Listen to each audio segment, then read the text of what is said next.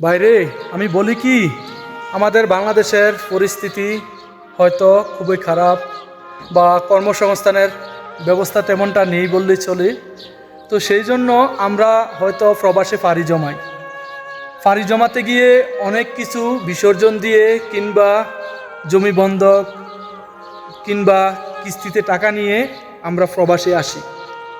তো আসলে দালাল তো কখনো ভাই আপনি ঋণ করে আসছেন কিংবা কিস্তি তুলে আসছেন সেটা কখনো দেখে না রে ভাই।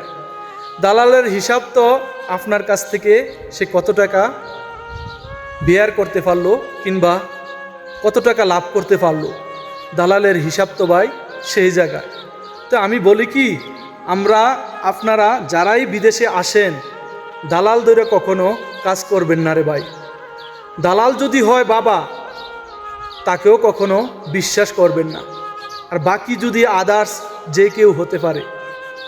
আমি কথাটা এই জন্যই বললাম, কারণ দালালের পরিচয় ভাই শুধু সে একজন দালাল, তার পরিচয় কিন্তু আর বেশি কিছু না।